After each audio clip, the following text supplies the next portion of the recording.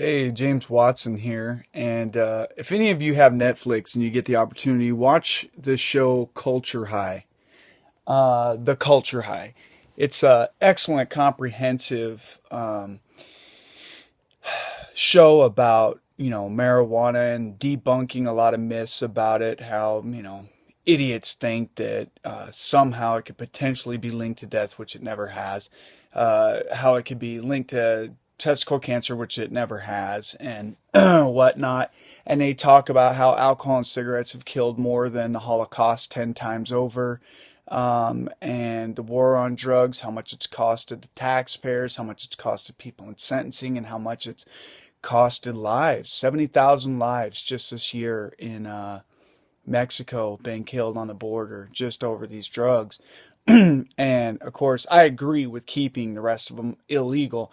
But if you look at coffee, I mean, Krispy Kreme donuts, anything can be addictive. I mean, so people use that as an excuse when, nobody's ever climbed a clock tower high on weed and shot people up or killed their wives and kidnapped them on weed. As a matter of fact, Colorado, I think, had a 45% decrease in violent crimes. They donated $6 million to the schools.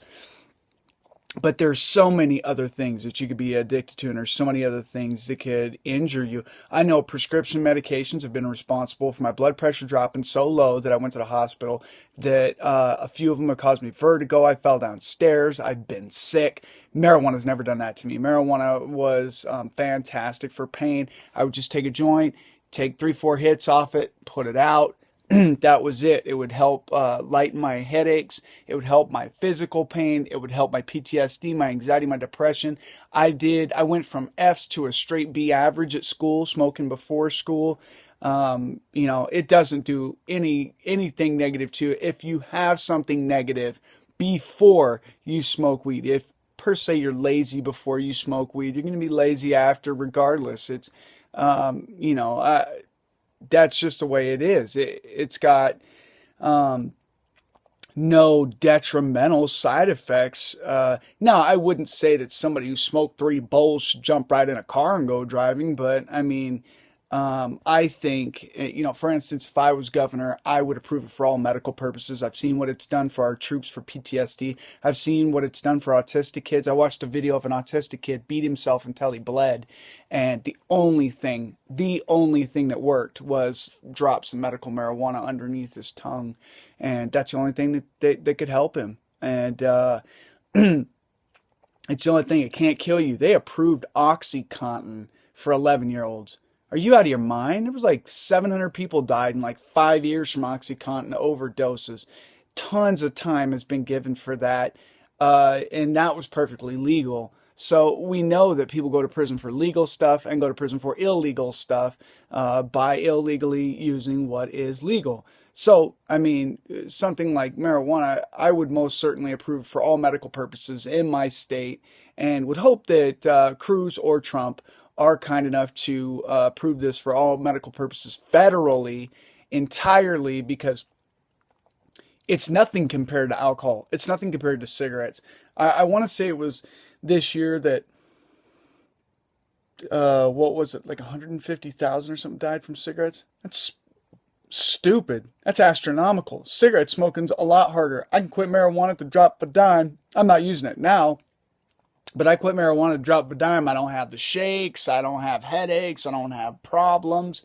I'm not as tolerant to people's crap as others, but please keep in mind this show, the Culture High. It's a very good show. It's pretty comprehensive with how much negative it is with the war on it, because Reagan severely misled us and made us think that it was this big dangerous drug, and the only people talking bad about it are people who haven't done it, or they're completely ignorant and have no idea what they're talking about.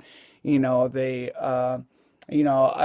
talked about, girl boobs and all this other stuff. Hey, man, I smoked marijuana a long time and I'm ripped up and my balls are fine. I ain't got no testicular cancer and I haven't had any lung cancer and I could still run with the best of them. And I still fought pro afterwards. And Nick Diaz was a pro fighter and smoked marijuana. So, and so were some that were teachers at schools. high schools and colleges that I know, professors that I know, lawyers that I know, doctors that I know.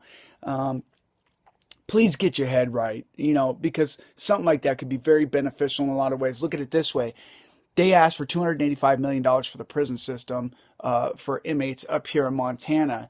They could probably ask for $275 million and save $10 million between medication and treatments that they have to give them due to pain and due to issues, everything from Hep C and cancer and whatnot. This could take care of all that, and they could grow it themselves for free, practically completely free. Please consider that. That would be something that would save the taxpayers a lot of money and decrease violence and decrease problems for the guards. Be able to come in and come out with less worries. I think it has a lot of positivity, and we just need to give something like that a chance. But James Watson here. You take care. Have a good day.